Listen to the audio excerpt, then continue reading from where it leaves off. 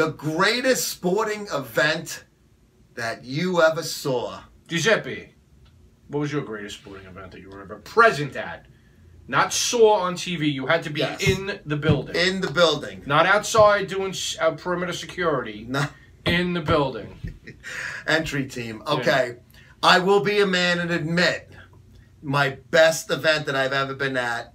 I wouldn't be at it now because I'm boycotting the NFL. But the Super Bowl 43 in Tampa Bay between the Pittsburgh Steelers and the Arizona Cardinals was fucking February of 2009. Fucking amazing game on the heels of what at the time people were saying was the most exciting Super Bowl of all time, Giants in New England in Arizona. So I'm going to say the year after that was even better than what people argue is the best Super Bowl of all time. That was a big Super Bowl. You had Kurt Warner taking his second team to the Super Bowl. I think he was the first quarterback to do that, to take two separate teams to the Super Bowl at the time. I haven't even thought about that aspect of it. Because Peyton Manning was the first to win with two different teams. Oh, okay. Indy and then Denver, and he went obviously with the Rams. Kurt Warner was the first one to take two separate teams. He didn't win the second. He didn't win the second. But he got there quicker than Peyton. Right. He lost two. Lost one with the Rams to the Patriots. Won the one against the Titans. Lost one to the Rams against the Patriots. And then lost again. Steelers. And I remember it looked good for the Cardinals to the last drive, right?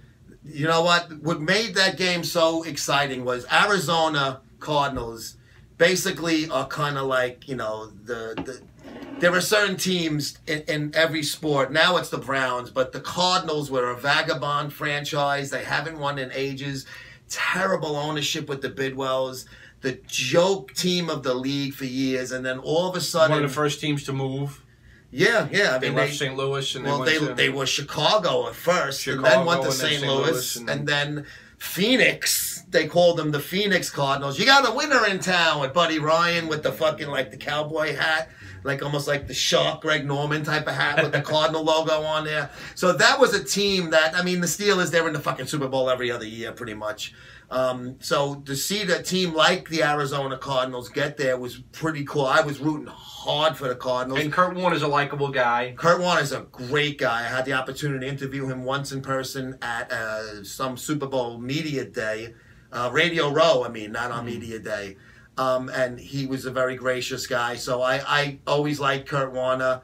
I was rooting hard for him.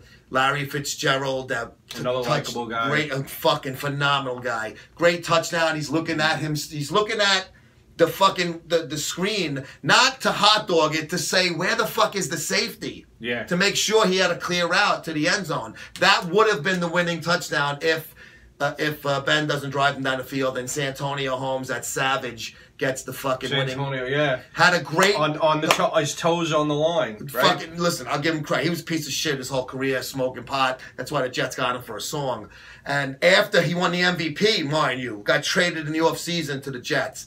And Santonio had a huge... I don't know if it was 3rd and 10 or 4th and 10. Jets love that, by the way. Sorry to interrupt. They love grabbing Steelers... and bad players guys. Off of the Neil O'Donnell. Yes. They overpay, but they didn't overpay for him, but they also like criminals, the Jets. So Santonio had a huge conversion on that winning drive before that. It was either 3rd and 10 or 4th and 10. Ben put it in a great spot, and then obviously the winning touch. I mean, just a beautiful fucking play. But the ebb and flow of that game, Kurt Warner is driving the Rams to have I believe the lead at halftime, and it would have See, when you take two different teams to the Super mix them Bowl, up. You never know. So now, I think they were up by a field goal or something like that, if I'm not mistaken. End of the first half. Last play of the first half, it would have been. Well, it was more. They were going to try to put one in the end zone. If they didn't make it, they would have kicked the field goal. James Harrison picks the ball off at the goal line. I took a great still picture from the fucking... the press box of him getting that ball on the goal line and starting to go the other way. Goes the fucking length of the field, 101 yards, and they made sure, because they weren't sure if he got tackled at the one, time would have expired. So the Steelers would not have got a fucking score. But Harrison made it in the end zone. So that really changed the game. But the Cardinals come fucking storming back in the second half. Like I said, the Fitzgerald take a huge, a big lead, a nice lead with only a little bit of time left to play. You think they're going to win this? We're sitting in the press box. I'm talking to this guy from Israel. He actually was a sports writer from Israel. He spoke English, though. Because I don't speak Hebrew. No? No, I used to. I forgot. A little bit of Yiddish. Once I moved out of Brooklyn. Borough Park was next door to Bensonhurst. But I'm talking to this fucking guy. He was younger than me. He was a nice guy. And we were like, holy shit, the fucking Arizona Cardinals are going to win the fucking Super Bowl. It was like, it was unbelievable upset it would have been. But then Santonio got the touchdown. And to me, the ebb and flow of that game between the Harrison touchdown, the Fitzgerald touchdown, and then the drive at the end with Ben Roethlisberger, the best sporting event that I personally witnessed in my life, Super Bowl 43 in 2009. And it's awesome because you were in the building. You didn't have to pay. You were in the building working. I was working. Had a press pass. I had a press pass, yes. They didn't deny me like other organizations do in bodybuilding. Well, because you are the Jim Acosta of bodybuilding. Mr. President, one more question. Mr. President. Mr. Mannion, one more question. Mr. Weinberger, one more question. Why does your gym cost $95 a month? Oh, God. And that's why I don't get press passes. My personal best sporting event I ever attended had really nothing to do with the winner and the loser of the game. It had to do with the events in the game. I was present on 15-year-old boy, July 17th, 1990, in Yankee Stadium to witness two Hall of Famers. Well, college football Hall of Famer and a NFL Hall of Famer, football Hall of Famer, battle it out in a knockdown, drag-out, blowout, where Bo Jackson hit 3 home runs against the Yankees in one game. And not to be undone, Deion Sanders hit an inside-the-park home run for the Yankees in that same game. But, you know, if I could set the stage for you, the Yankees sucked. The Royals weren't much better. They were a better team, but they weren't much better. Yeah. You know, I think... This wasn't the 78 ALCS Royals-Yankees. I think the starting pitchers for the game was Mark Gubiza and Andy Hawkins. Wow.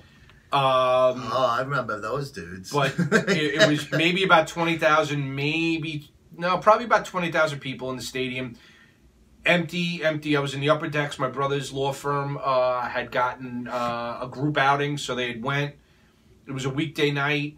You know, lots of fights in the crowds because there's nothing else to do. People drinking like crazy, boozing.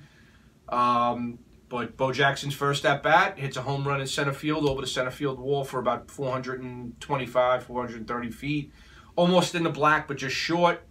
Second at bat, he hits a ball the opposite way to right center field because he was a righty. He hit it into the right center field bleachers. The distance was like 480, 485. I mean, he hit a rocket. It was a bomb. Fucking monster he was. Then he gets up in his third at bat and hits a chip shot home run down the right field line. But it didn't matter because he hit the ball 190,000 feet in the air, and it went out maybe 6 rows deep down the right field line for his third home run. And the crowd gave him a standing ovation. I was about to ask you how, I mean, I would have if I'm there. I gave him a standing ovation. It was unbelievable. It's like a no-hitter. You're rooting for a no-hitter against your team because you want to witness some, he played. I remember Brett, you know, he batted right after Brett. Brett batted third, he batted fourth. And it was,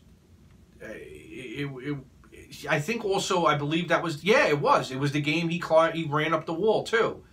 He ran up the wall at Yankee Stadium. Famous Spider-Man play, he chased down a fly ball. I believe it was either Mattingly or could have been Kevin Moss. Great defensive play. Andy Stankiewicz. Stanky! Stankiewicz or, you know... I used to date a girl they called Stankiewicz. You know, Wayne Tollison. Somebody hit the ball. Someone terrible. Maybe Dale Berra. Oh. Someone terrible hit a ball to left field. 2 guys out at the plate, Dale Berra? Yeah, and he caught it on the run. And instead of stopping at the wall... or crashing and getting hurt. He ran up sideways, up the wall, and came back down. This is a big dude. Yeah, now, if Deion does that... 6'3", 250, you know, did it. He was a powerhouse. You could tell his baseball pants, would look like they were painted on. And this is what he was looking at. Yeah, well, I mean, because you could tell from just that the guy... Was he wearing a cup? No. Because I'm sure it was... I'm sure he could just tuck it into his asshole from behind.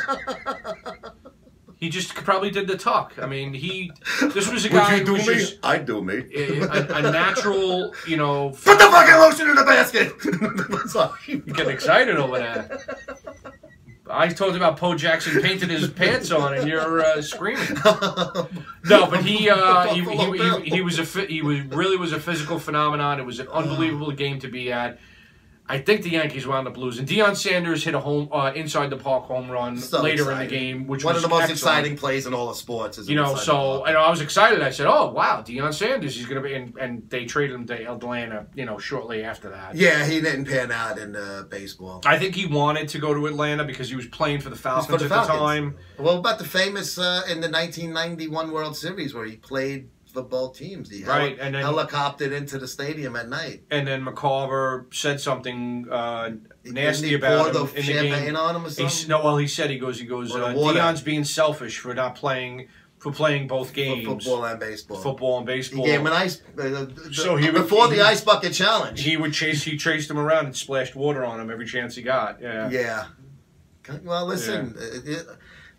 You know, McCarver's entitled to his opinion. Deion could have just said, I disagree with you. I'm a fucking, you know, I want to do good by both of my teammates and organizations and fans. And, you know, I did what I had to do. But I find interesting about that game is you had two-sport guys that were the stars of that game. Absolutely. Deion and obviously Bo played for the Raiders. If he didn't hurt his fucking hip, he could have been an amazing running back for, I think it was the Jay Schrader era in Oakland, right? Yes, it was, yeah. Yeah. Either Jay Schrader or it was Jay Schrader and then it was Hostetler after that. Jeff Hostetler. But he got tackled and he didn't even know he tore a blood vessel or a tendon. Bad in his hip to the point where they were surprised that it took a year for him to figure it out. Feel fucking enough pain. Yeah, to have something done with it. So he had to stop playing everything. Yeah, and then he went to the White Sox after that. And he flashes of what he was, but not even close to really, you know, the athlete that he was. He was in '89 in the All-Star game. He had a home run to lead off the game. I'm just an absolute bomb. He was Auburn, right? Wasn't he? He was an Auburn running back. Yeah. I used to have the original Nintendo Game Boy, not color. Yeah.